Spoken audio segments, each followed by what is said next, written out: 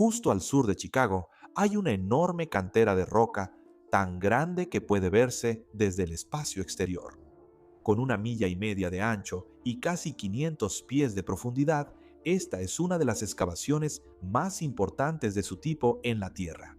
Y aún así, el trabajo se ha desarrollado en una región urbana densamente poblada. De hecho, una autopista principal pasa directamente por el sitio. Los pilotos lo usan como punto de referencia debido a su tamaño y singularidad. Y si pusiera la Estatua de la Libertad dentro de este agujero, la antorcha aún quedaría por debajo del borde. Teniendo eso en cuenta, es sorprendente que pocas personas hayan oído hablar de este lugar. Entonces, ¿qué está pasando aquí? ¿Por qué alguien haría un pozo tan cavernoso tan cerca de una de las ciudades más grandes de Estados Unidos? ¿Por qué hay una autopista que pasa justo por el medio? ¿Y es peligrosa toda esta situación? Quédate para descubrirlo mientras revelamos la historia del hoyo más grande de Chicago. Soy tu anfitrión, Ryan Soskech, y estás viendo It's History.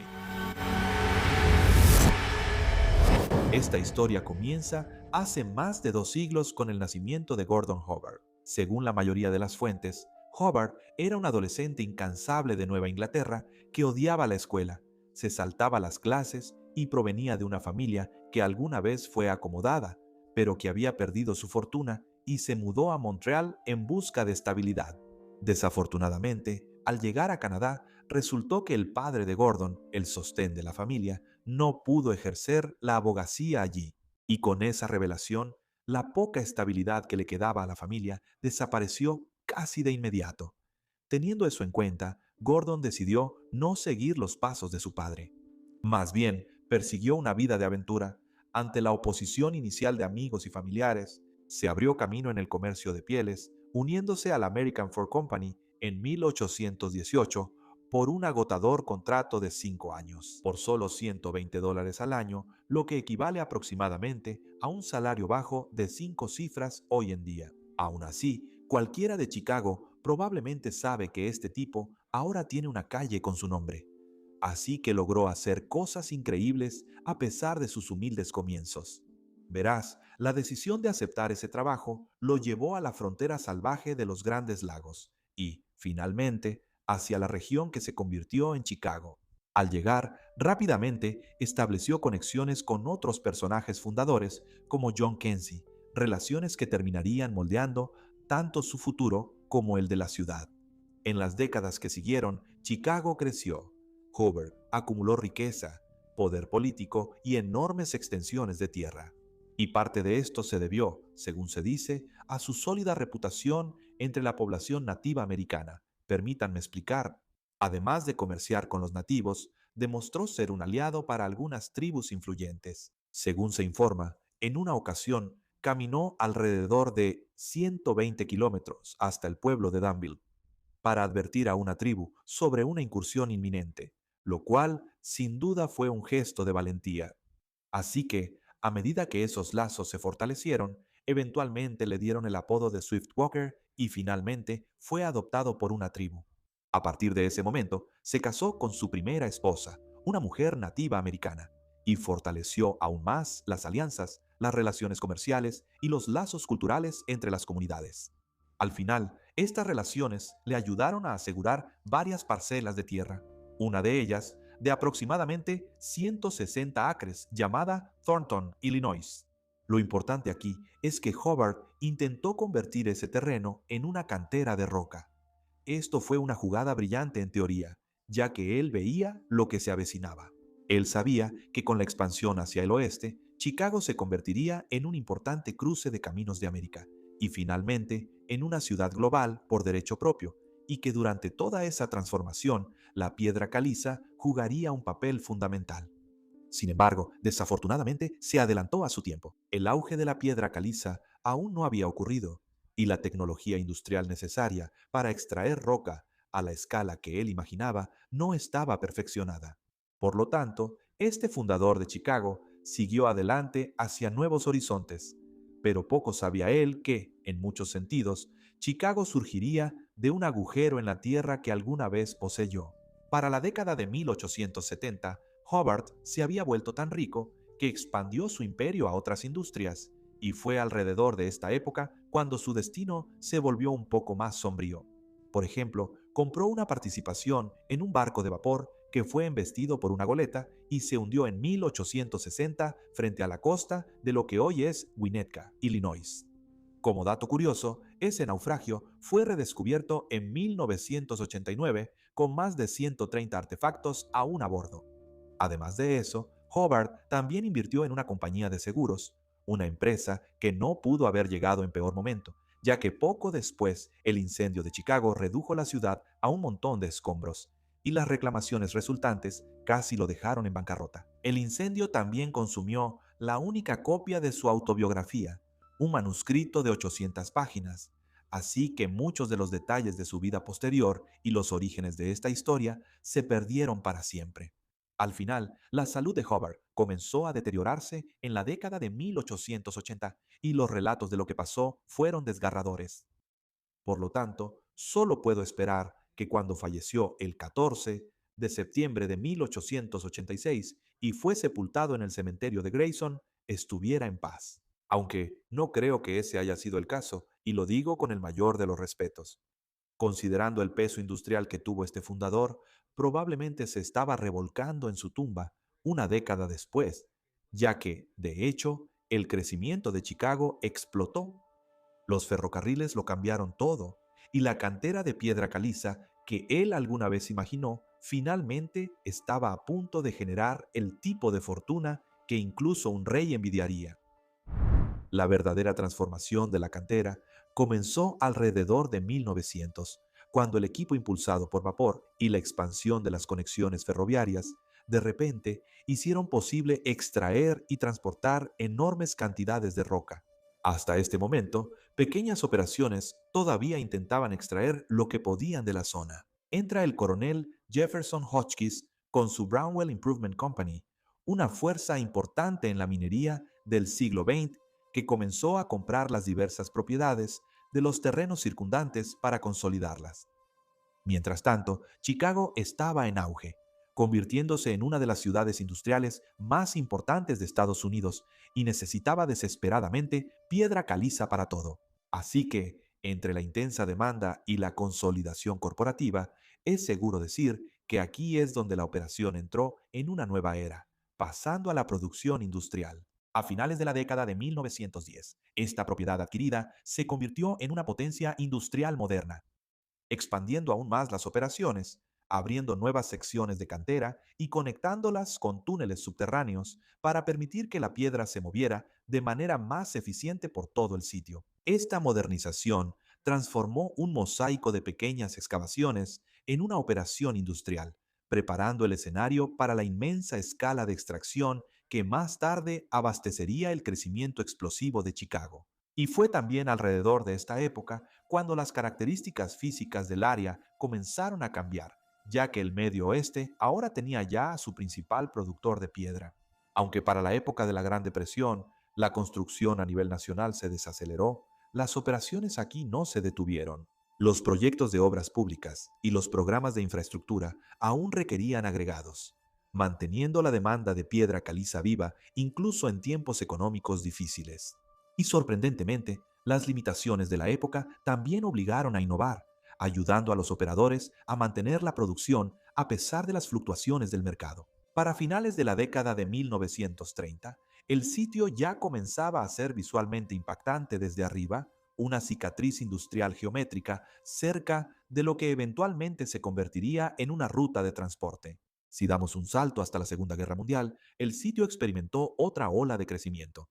Durante la década de 1940 y especialmente en la de 1950, la expansión posterior a la guerra transformó la región de Chicago. Los suburbios se expandieron rápidamente y la cantera suministró cantidades colosales de piedra triturada para esa infraestructura. Los métodos también mejoraron. Los camiones modernos y las potentes operaciones de voladura permitieron la extracción de piedra a una escala que las generaciones anteriores ni siquiera podían imaginar. Estos factores empujaron la cantera aún más profundo en la roca madre, creando las paredes empinadas que más tarde sorprenderían a los conductores. Y eso nos lleva a la historia de la autopista. A principios de la década de 1950, la región de Chicago estaba cambiando rápidamente. El crecimiento suburbano después de la guerra se disparaba. Cada vez más gente tenía automóvil y los urbanistas se apresuraban a construir un sistema moderno de autopistas que reduciría la congestión al desviar el tráfico alrededor de la ciudad en lugar de a través de ella. En particular, la I-290 fue diseñada como una de esas rutas de circunvalación que conectaban Indiana con los suburbios de Chicago y luego hacia Wisconsin. En cuanto a los planificadores de rutas, preferían trazados que atravesaran regiones muy industrializadas, incluyendo las operaciones de extracción de piedra caliza en constante expansión en Thornton. Ellos veían la cantera como una ventaja, ya que el terreno industrial era más barato para trazar la ruta que algo como un vecindario denso, y así se pavimentó la carretera. Pero a medida que los años 50 dieron paso a los 60, la demanda de piedra caliza triturada volvió a aumentar, y de manera algo irónica se necesitaba para la construcción de más autopistas. Aquí es cuando la historia se repitió. La cantera creció agresivamente para satisfacer la demanda y eventualmente se acercó a la autopista, que ahora tenía mucho tráfico. Para la década de 1970, con un ritmo de excavación tan rápido, el contraste entre una de las autopistas de peaje más transitadas de Chicago y la caída abrupta a ambos lados de ella se convirtió en una curiosidad en sí misma. En este punto, quizá te estés preguntando sobre la seguridad de esta paradoja. Bueno, resulta que, en lo que respecta al tráfico vial, realmente no ocurre nada inusualmente peligroso aquí. Esto se debe a que, incluso en la década de 1950, los ingenieros ya sabían que la cantera seguiría expandiéndose. Así que las medidas de seguridad se planearon mucho antes de que el pozo alcanzara su profundidad actual. En otras palabras, la carretera no se volvió peligrosa después porque fue diseñada desde el principio para tomar en cuenta el crecimiento de la cantera. Teniendo eso en cuenta, para finales de la década, los dos sistemas de transporte y extracción ya estaban permanentemente entrelazados. Sin embargo, un tercer elemento, el control de inundaciones, estaba a punto de sumarse a la ecuación. Para la década de 1970, Chicago estaba lidiando con un gran problema que se remontaba a sus orígenes, el control de inundaciones. Quizá recuerdes que en algunos de nuestros videos anteriores sobre el tema que gran parte de la región, originalmente, era pradera húmeda y terrenos pantanosos, especialmente alrededor de los suburbios del sur, y aquí es donde surgió el problema. A medida que la ciudad crecía, los paisajes simplemente se cubrieron con carreteras, estacionamientos y vecindarios, lo que significa que el agua que antes se absorbía en los humedales ahora corría sobre el concreto, hacia las alcantarillas, donde encontraba su camino hacia el antiguo sistema de plomería de Chicago. Y aquí es donde las cosas empeoraron, ya que gran parte de la red era lo que se llama un sistema de alcantarillado combinado, donde el agua de lluvia y las aguas residuales domésticas pasan por las mismas tuberías. Durante tormentas fuertes, esas tuberías se llenaban rápidamente. Cuando se desbordaban, las aguas residuales regresaban a los sótanos, contaminaban los cuerpos de agua naturales y causaban inundaciones. Una tormenta importante podría abrumar a la ciudad en cuestión de horas, provocando una crisis de salud pública en el proceso. Así que, a principios de la década de 1970, las inundaciones repetidas obligaron a los ingenieros a admitir que el sistema antiguo no podía manejar la escorrentía urbana moderna, pero tenían un plan. Ellos imaginaron una forma completamente nueva de almacenar agua durante esas tormentas.